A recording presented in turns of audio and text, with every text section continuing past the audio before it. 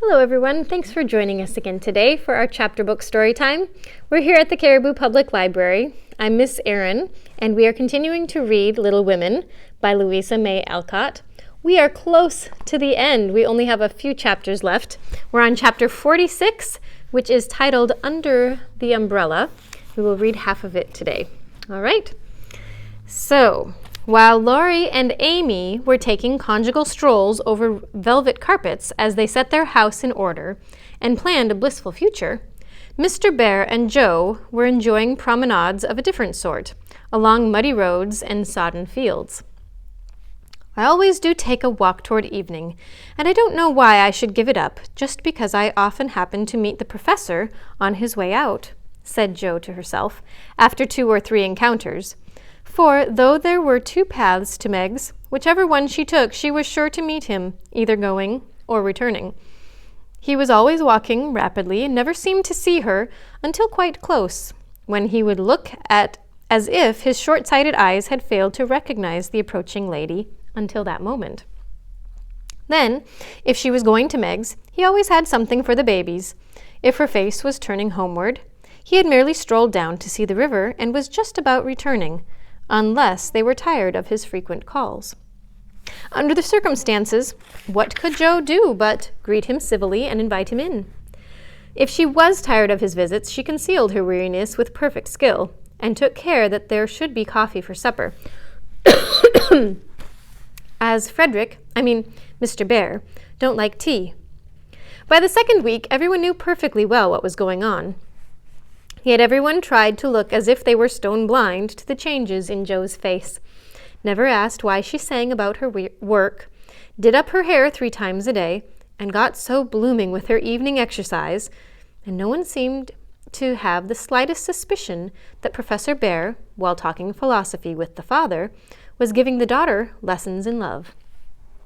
Jo couldn't even lose her heart in a decorous manner, but sternly tried to quench her feelings, and failing to do so, led a somewhat agitated life.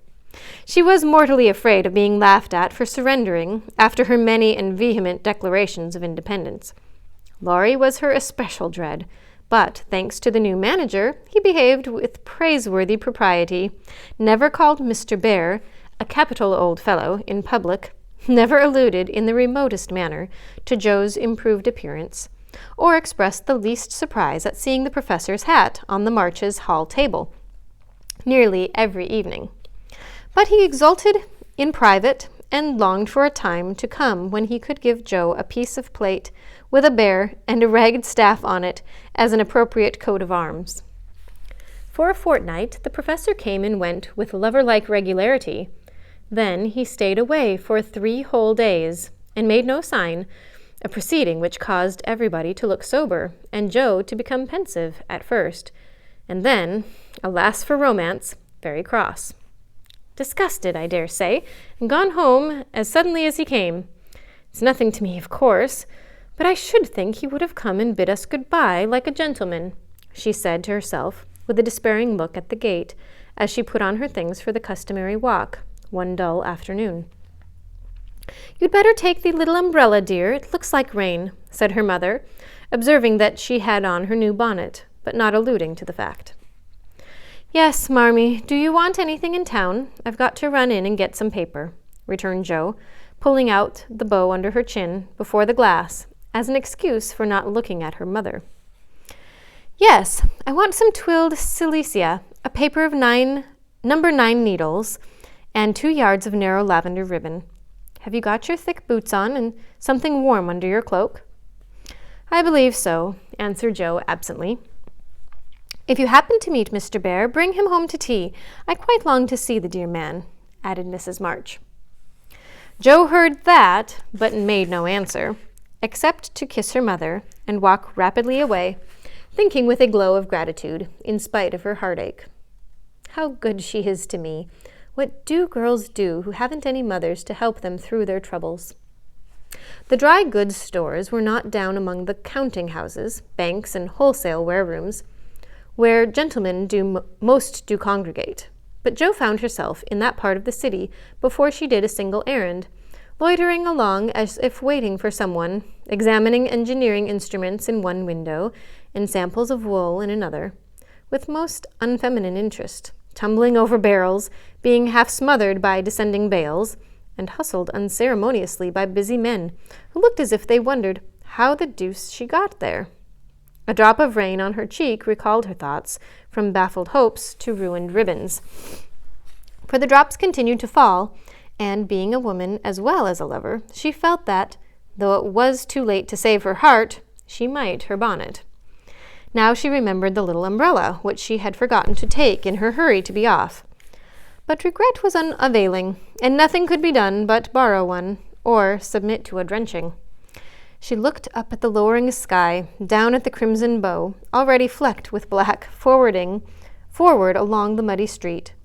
Then one long, lingering look behind at a certain grimy warehouse, with Hoffman, Schwartz and Company over the door, and said to herself, with a sternly reproachful air, "It serves me right. What business had I to put on all my best things and come philandering down here, hoping to see the professor? Joe, I'm ashamed of you. No, you shall not go there to borrow an umbrella or find out where he is from his friends. You shall slop away and do your errands in the rain, and if you catch your death and ruin your bonnet, it's no more than you deserve. Now then." With that, she rushed across the street so impetuously that she narrowly escaped annihilation from a passing truck, and precipitated herself into the arms of a stately old gentleman who said, "I beg pardon, ma'am," and looked mortally offended. Somewhat daunted, Jo righted herself, spread her handkerchief over the devoted ribbons, and putting temptation behind her, hurried on, with increasing dampness about the ankles and much clashing of umbrellas overhead. The fact that a somewhat dilapidated blue one remained stationary above the unprotected bonnet attracted her attention, and looking up, she saw Mr. Bhaer looking down. "I feel to know the strong-minded lady who goes so bravely under many horse-noses and so fast through much mud. What do you down here, my friend?" "I'm shopping." Mr. Bhaer smiled as he glanced from the pickle factory on one side to the wholesale hide and leather concern on the other. But he only said politely, "You have no umbrella. May I also go and take you the bundles?" "Yes, thank you." Jo's cheeks were red as her ribbon, and she wondered what he thought of her.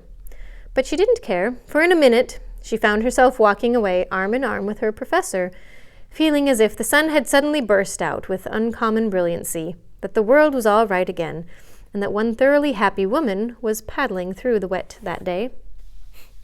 "We thought you had gone," said Jo hastily, for she knew he was looking at her. Her bonnet wasn't big enough to hide her face, and she feared he might think the joy it betrayed unmaidenly. "Did you believe that I should go with no farewell to those who have been so heavenly kind to me?" he asked, so reproachfully that she felt as if she had insulted him by the suggestion, and answered heartily, "No, I didn't. I knew you were busy about your own affairs.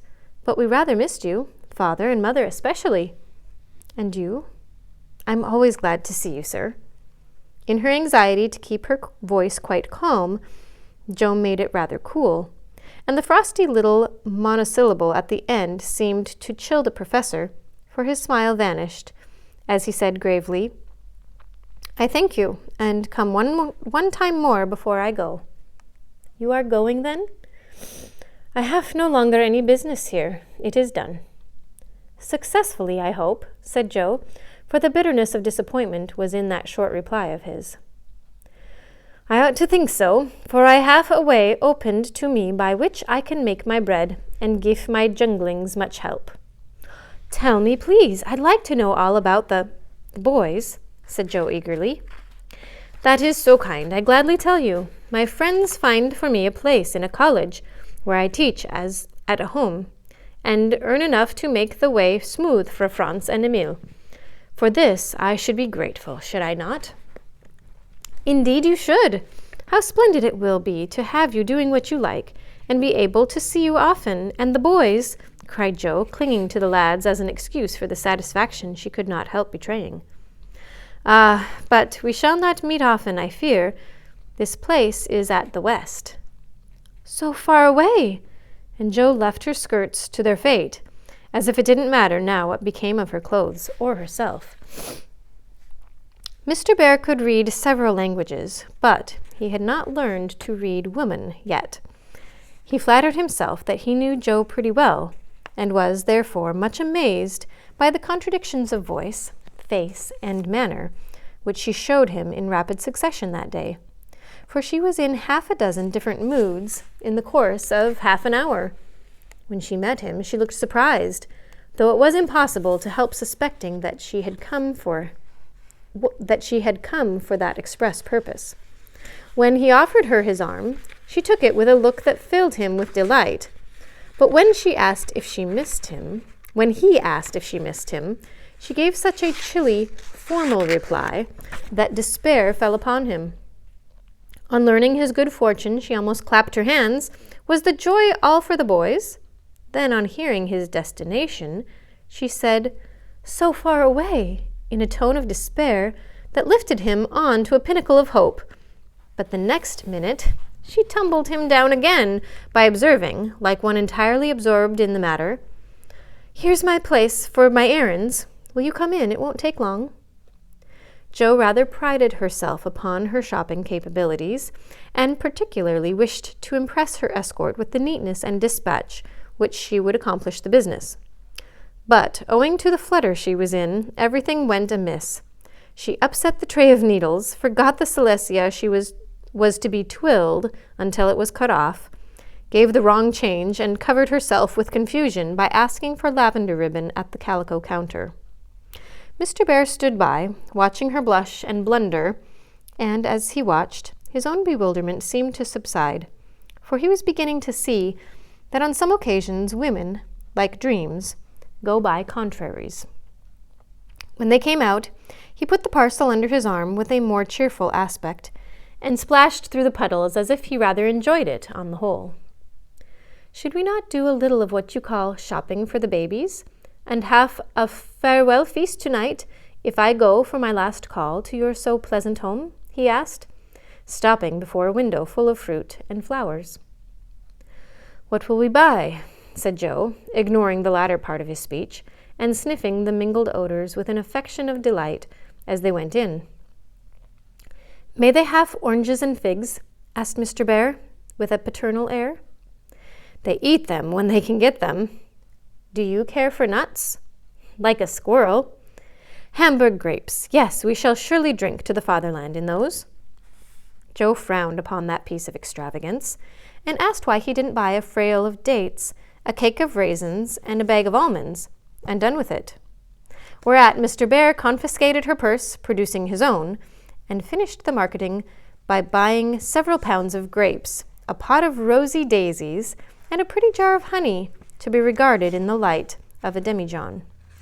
Then, distorting his pockets with the knobby bundles, and giving her the flowers to hold, he put up the old umbrella, and they travelled on again. "Miss Marsh, I have a great favour to ask of you," began the professor, after a moist promenade half a block. "Yes, sir," and Jo's heart began to beat so hard she was afraid he would hear it. "I am bold to say it in spite of the rain, because so short a time remains to me." "Yes, sir," and Jo nearly smashed the small flower pot with the sudden squeeze she gave it. "I wish to get a little dress for my Tina, and I am too stupid to go alone. Will you kindly give me a word of taste and help?" "Yes, sir," and Jo felt as calm and cool all of a sudden as if she had stepped into a refrigerator. Not what she was expecting, huh? "Perhaps also a shawl for Tina's mother. She is so poor and sick, and the husband is such a care. Yes, a thick warm shawl would be a friendly thing to take the little mother." "I'll do it with pleasure, Mr. Bhaer. I'm going very fast, and he's getting dear every minute," added Jo to herself. Then, with a mental shake, she entered into the business with an energy which was pleasant to behold. Mr. Bhaer left it all to her, so she chose a pretty gown for Tina, and then ordered out the shawls. The clerk, being a married man, condescended to take an interest in the couple, who appeared to be shopping for their family. "Your lady may prefer this. It's a superior article, a most desirable color, quite chaste and genteel," he said, shaking out a comfortable gray shawl and throwing it over Joe's shoulders. "Does this suit you, Mr. Bhaer?" she asked, turning her back to him and feeling deeply grateful for the chance of hiding her face. "Excellently well. We will have it," answered the professor, smiling to himself as he paid for it, while Joe continued to rummage the counters like a confirmed bargain hunter. Now that is where we're going to stop for today, but join us next time for the second half of the chapter.